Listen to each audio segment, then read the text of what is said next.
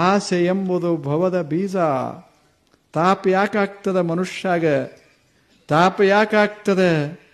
ಮನಸ್ಸು ಬಂಧತೆ ಯಾಕಾಗ್ತದೆ? ಆಕೆ ಹೇಳ್ತಾಳ, ಆಶಾ ಅದ. ಕೆಟ್ಟ ಆಶಾ, ಚಲೋ ಆಶಾ ಅಲ್ಲ. ಕೆಟ್ಟ ಆಶಾ.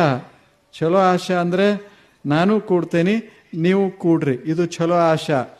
ನಾವೊಬ್ಬನೇ ಕೂಡೋದು, ಎಲ್ಲ ಕುರ್ಚಿ ತೆಗೆದೋಗಿರಿ, ಇದು ಕೆಟ್ಟ ಆಶಾ ಅಷ್ಟೆ. ಎಲ್ಲರೂ ಕೊಡೋದು, ಎಲ್ಲರೂ ಬರ್ರಿ, ನೀವು ಬರ್ರಿ, ನೀವು ಬರ್ರಿ, ಎಲ್ಲರೂ ಕೂಡ್ರಿ, ಆರಾಮಾಗಿರ್ರಿ ಅನ್ನೋದು, ಇದು ನಿರಾಶಾ ಇದೆ.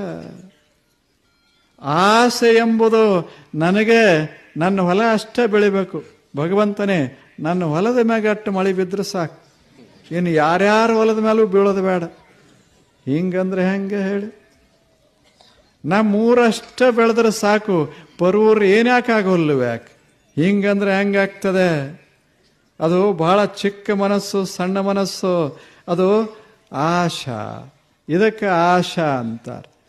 ಆಶಾ ಈಗ ಮಾಡೋದಲ್ಲೇನು? ನಮ್ಮ ಮಾರುಕಟ್ಟೆಯೊಳಗೆ ಸಾಮಾನುಗಳು ಬರ್ತಾವ, ಇಲ್ಲ ಒಂದು ಹಣ್ಣು ಅಂತ ಬರ್ತದೆ, ಹಣ್ಣಿಗೆ ಇಂಜೆಕ್ಷನ್ ಮಾಡ್ತಾರೆ. ಈಗ ಮನುಷ್ಯಾಗಲ್ಲ, ಹಣ್ಣಿಗೆ ಇಂಜೆಕ್ಷನ್.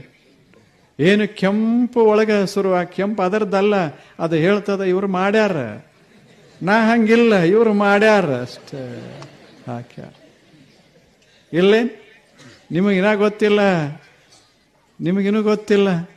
ಗಜ್ರಿಗೆ ಸಹಿತ ಬಣ್ಣ ಹಾಕ್ತಾರಂದ್ರೆ ಹೆಂಗಿರ್ಬೇಕು, ಹೆಂಗಿರ್ಬೇಕು ಅದು ಹೇಳಿ? ಎಷ್ಟು ಅದ್ಭುತ ಇರಬೇಕು ನಮ್ಮ ಜಗತ್ತಂದ್ರೆ. ಹಿಂಗಾಗಿದೆ. ಆದರೆ ಸತ್ಯ ಶುದ್ಧ. ಆಶಾ ಮಾಡಕ್ಕೆ ಹಚ್ಚೋದು ಇದನ್ನೆಲ್ಲ. ಆಶಾ ಒಂದಿಷ್ಟು ಕಡಿಮೆ ಆದರೆ ಶುದ್ಧ ವಸ್ತುಗಳು ಜಗತ್ತಿಗೆ ಸಿಗ್ತಾವ.